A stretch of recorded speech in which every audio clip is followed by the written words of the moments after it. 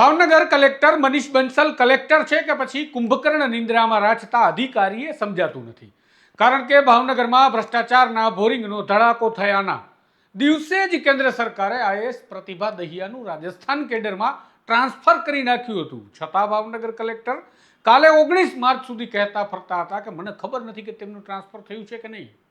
આવું કરી કલેક્ટર ખોટું બોલી રહ્યા હતા કે પછી ખરેખર તેમના જિલ્લામાં શું થાય છે તેની તેમને કંઈ ખબર જ નથી હોતી. એ તો હવે કલેક્ટર મનીષ બંસલ જ સારી રીતે જણાવી શકે.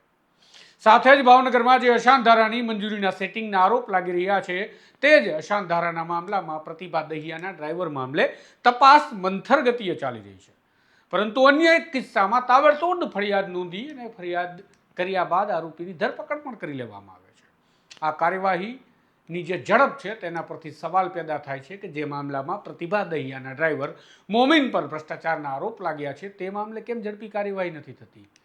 શું બીજા મામલા આગળ ધરીને મૂળ મુદ્દો ભૂલાવી દેવાના પ્રયત્નો શરૂ થયા છે કે બીજું કંઈ? તો આવો વિગતે વાત કરીએ ભાવનગરમાં અશાંત ધારા મામલે નોંધાયેલી ફરિયાદની અને પ્રતિભા દહિયાના ડ્રાઈવરના કાંડ મામલે શું ચાલી રહ્યું છે તેના વિશે. નમસ્કાર, હું છું તુષાર બસિયા. આપ જોઈ રહ્યા છો સ્વમાન. ગુજરાતમાં અશાંત ધારો લાગુ હોય તે વિસ્તારમાં મિલકતના વેચાણ માટે પ્રાંત અધિકારી પાસેથી મંજૂરી મેળવવી ફરજિયાત છે. પરંતુ આ કાયદાએ જાણે ભ્રષ્ટાચારનો એક નવો રસ્તો ખોલી આપ્યો હોય તેવું ભાવનગરમાં ખુલ્લા પડેલા કાંડ પરથી જણાઈ રહ્યું છે. ભાવનગરના પ્રાંત અધિકારી આઈએએસ પ્રતિભા દહિયાના ડ્રાઈવર મોમીન દ્વારા અશાંત ધારાની મંજૂરી મેળવી આપવા માટે તોડપાણીનો ધીકતો ધંધો ચાલુ હતો અને તેનો પર્દાફાશ અમારા દ્વારા કરવામાં આવ્યો. ત્યારબાદ ખળભળાટ મચી ગયો હતો. પ્રતિભા દહિયાએ જણાવ્યું પણ હતું કે તેઓ પોલીસ ફરિયાદ કરવા જઈ રહ્યા છે અને હવે ભાવનગરના એસપી નીતિશ પાંડેના જણાવ્યા અનુસાર પ્રતિભા દહિયાએ પોતાના નામજોગ ડ્રાઈવર મોમીન સામે ફરિયાદ આપી છે અને તેની તપાસ ચાલુ છે. આ દરમિયાન એ સમાચાર આવે છે કે 17 માર્ચના રોજ જ આઈએએસ પ્રતિભા દહિયાનું કેડર ટ્રાન્સફર રાજસ્થાનમાં કરતો હુકમ કેન્દ્ર સરકાર આપી ચૂકી હતી. ત્યારે આ મામલે જ્યારે ગત રોજ ભાવનગર કલેક્ટર મનીષ બંસલનો સંપર્ક કરી પૂછવામાં આવ્યું કે આ વાત ખરી છે કે પ્રતિભા દહિયાનું ટ્રાન્સફર થઈ ગયું છે, તો તેના જવાબમાં કલેક્ટર મનીષ બંસલ કશું જાણતા નથી તેવું જણાવી રહ્યા હતા. પરંતુ હવે એનડીટીવીના એક અહેવાલમાં પ્રતિભા દહિયાના કેડર ટ્રાન્સફર ઓર્ડરની કોપી સાથેના એક સમાચાર છપાયા છે, જેના પરથી સવાલ પેદા થાય છે કે ભાવનગર કલેક્ટર મનીષ બંસલના રાજમાં રામ રાજ્ય અને પ્રજા સુખી જેવી સ્થિતિ છે કે શું?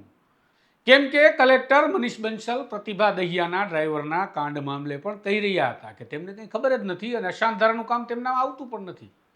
અને હવે તેમના જ પ્રાંત અધિકારીના કેડર ટ્રાન્સફર થઈ ગયા પણ તેઓ કંઈ જાણતા નથી. તો મનીષ બંસલ જાણતા શું હોય છે ભાવનગરમાં?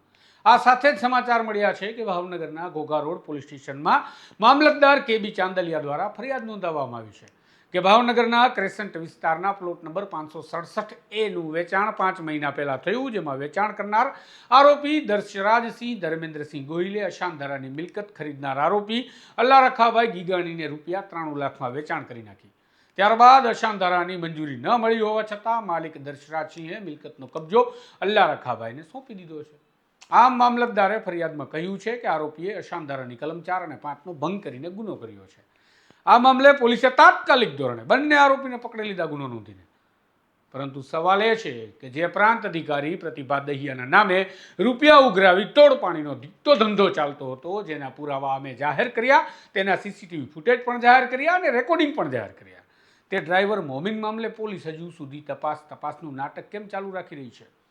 ત્યાં સુધી કે પ્રતિભા દહિયા દ્વારા પોલીસને હવે છેક ફરિયાદ આપવામાં આવી છે. કારણ કે પ્રથમ દિવસે જ્યારે પ્રતિભા દહિયાએ પત્રકારોને જણાવ્યું કે પોલીસ ફરિયાદ કરી છે અને એસપીને જાણ કરી દીધી છે, ત્યારે એસપી નીતિશ પાંડે ખુદ સોમાનને કહ્યું હતું કે કોઈ પોલીસ ફરિયાદ મળી નથી પ્રતિભા દહિયા તરફથી. અને હવે આ ઘટનાના 3 દિવસે પોલીસને ફરિયાદ મળી ગઈ છે, જેની પણ સ્પષ્ટતા એસપી નીતિશ પાંડે આપી રહ્યા છે. તો સવાલ એ છે કે મુખ્ય મામલા કરતાં ઝડપી કાર્યવાહી અન્ય મામલાઓમાં થવા લાગી છે.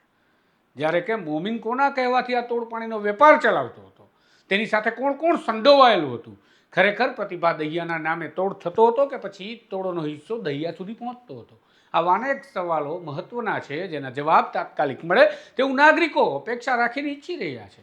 અને માટે જ નાગરિકો હવે માનવા લાગ્યા છે કે સરકારી તંત્ર પ્રતિભા દહિયાના ડ્રાઈવર મોમીનના કાંડવાળા મામલાને ઠંડો પાડી દેવા માટે વચ્ચે બીજા મામલા ત્વરિત રીતે એક્શન લઈ અને દોડ કરી રહ્યું છે કે જુઓ કાર્યવાહી થઈ રહી છે. જોઈએ હવે મોમીન પર જે ફરિયાદ પ્રતિભા દહિયા દ્વારા જ કરવામાં આવી છે એ મામલે પોલીસ શું સત્ય બહાર લાવે છે અને લાવે છે પણ ખરી કે નહીં. સાથે જ એન્ટી કરપ્શન બ્યુરો અને સરકાર બંને પોતાની જાતે સંજ્ઞાન લઈ મોમીનના અકાઉ સુધી પહોંચવાની કામગીરી કરે છે કે પછી બીરું સંકેલી લેવાની કામગીરી કરે છે એ પણ જોવું રહ્યું. આ તમામ બાબતોની વચ્ચે મહત્વની બાબત એ છે કે જેમનો ડ્રાઈવર મોમીન જેમના નામે તોડ કરતો હતો તે આઈએએસ પ્રતિભા દહિયાની રાજસ્થાન કેડર ટ્રાન્સફરની મંજૂરી કેન્દ્ર સરકારે આપી દીધી છે.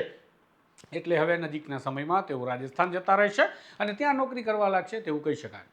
આપનું આ મામલે શું માનવું છે કમેન્ટ બોક્સમાં જરૂરથી જણાવજો. ચેનલ પસંદ છે તો વિડીયોને લાઇક, શેર અને ચેનલને સબસ્ક્રાઈબ કરવાનું ભૂલતા નહીં. નમસ્કાર.